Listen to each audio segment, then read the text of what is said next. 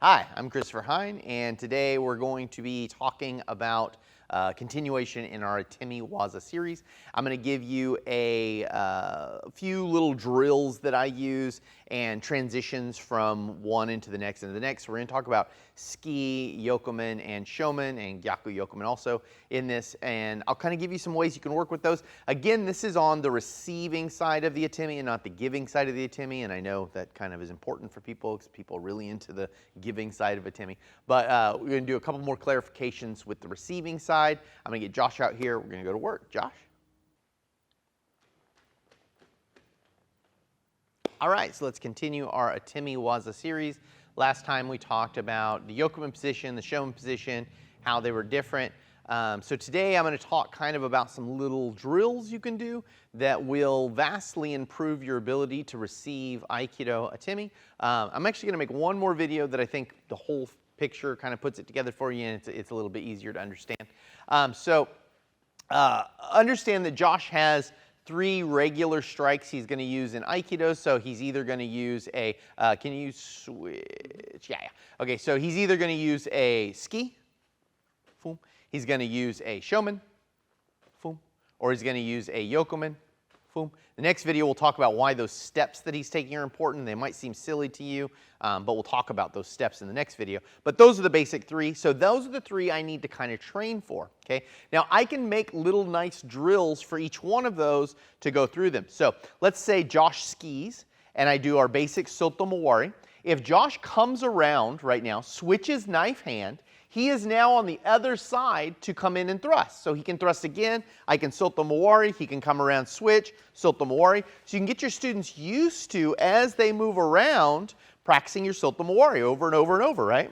I'll try and force this back here where we're supposed to be. There we go, it's okay. All right, so you can see that we can make a little back and forth drill with the ski for that, right? Okay, we can do the same thing with yokomenuchi, right? So let's say Josh is coming in with a yokomen. As he comes in here, I blend with it. Now Josh comes through, trades off to the other side, and now he's ready for yokomen on the other side. And he comes through, switches off, boom, boom, boom, boom, right? And so I can practice those over and over and over and over and over.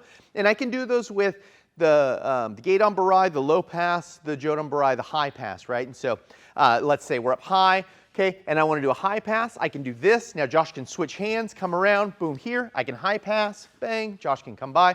Okay, I can do it with a low pass, right, like I just did a second ago. Here, boom, sweep by. Josh comes around, boom, there it is, right? And so we can high pass, low pass, back and forth, so that way he can practice those. I can do the same thing with showman and gyaku yokomen because they end up in the same position, right? Which is here. Okay, now this one's a little bit trickier because of the way the hand orientation will go.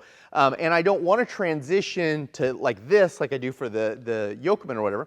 So what I'll do is I'll start to go atemi, and Josh will just switch hands, and there it'll be right there. Boom, and there it's coming up, right? And so this is me going to the backside, him switching hands and coming across, and I'll do it so you can see Josh too, right? So I'm here, as I transition here, he switches hands right in front, and he comes up there, boom, and there it is right there, right? Okay, so we can make a drill with each one of those individually, and that gives your students lots of reps practicing their basic defenses for them. Then we can stack those together so we give a little spontaneous practice for them, right? So if we're here like this, and Josh comes in, boom, there's our initial blend. I do a low pass. Josh is switching hands. He comes in ski. I turn soto mawari. He comes in. Oh, there's a showman. So I come here. I'm transitioning back. Oh, there's a showman again, right? So he comes in. Oh, he switched hands on me. He comes in ski. Oh, there's a yokomen. I'm doing a high pass that time, right? So I can practice all of my transitions with all the different attacks coming off however they come off, right? So this will give your students a little more comfortability in switching between the different strikes, right?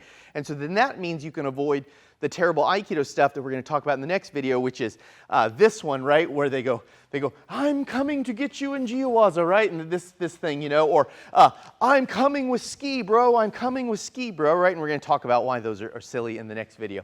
But you can see here we can give a little practice for your students to practice the basic defenses against those atemi over and over and over with transitions and doing different options, which makes it really good.